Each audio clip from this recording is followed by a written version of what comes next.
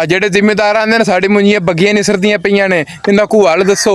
ਅੰਨਾ ਤੂੰ ਫਤੂ ਦਵਾਈਆਂ ਤੋਂ ਬਚ ਜਾ। ਅੱਜ ਤੁਸੀਂ ਬਿਰਿਆਨੀ ਪਲੇਟਾਂ ਜਾ ਕੇ ਵੇਖੀ ਜਾਂਦੇ ਜੀ ਨਾ, ਇਹ ਨਾਲੇ ਅੱਜ ਜਿਹੜੀ ਅੱਛੀਆਂ ਕੰਪਨੀਆਂ ਮਲਟੀਨੈਸ਼ਨਲ ਜੇ ਨया ਸਿਰਾ ਹੋ ਗਿਆ, FMC ਹੋ ਗਈ, ਬਾਇਰ ਹੋ ਗਈ, ਤੇ ਇੱਕ ਦੋ ਕੰਪਨੀਆਂ ਹੋਰ ਨੇ ਅੱਛੀਆਂ। ਇਹਨੇ ਦਾਣੇਦਾਰ ਲੈ ਕੇ ਮੁੰਜੀ ਨੂੰ 2 ਵਾਰੀ ਪਾ ਦਿਓ, 1 ਵਾਰੀ ਪਾ ਦਿਓ ਜਦੋਂ ਤੁਹਾਡੀ ਮੁੰਜੀ ਉਮਰ 25 ਦਿਨ ਦੀ ਹੋ ਜਾਵੇ। ਦੂਸਰੀ ਥੈਲੀ ਤੋਂ ਸੋਧੋ ਪਾਣੀ ਜੇ ਤੁਹਾਡੀ ਉਮਰ ਮੁੰਜੀ ਦੀ ਹੋ ਜਾਵੇ 40 ਦਿਨ ਦੀ। ਇਨਸ਼ਾਅੱਲਾ ਤੁਹਾਡੀ ਬੱਗੀਆਂ ਮੁੰਜਰਾਂ ਨੇ ਨਿਕਲਣਦੀਆਂ। ਮੈਂ ਨया ਸਿਰਾ ਦੀ ਟਾਕੋ ਪਾ ਰਿਹਾ ਵਾਂ, ਮੁੰਜੀ 25 ਦਿਨਾਂ ਦੀ ਤਕਰੀਬਨ ਹੋਈ ਚੱਲੀ ਹੈ।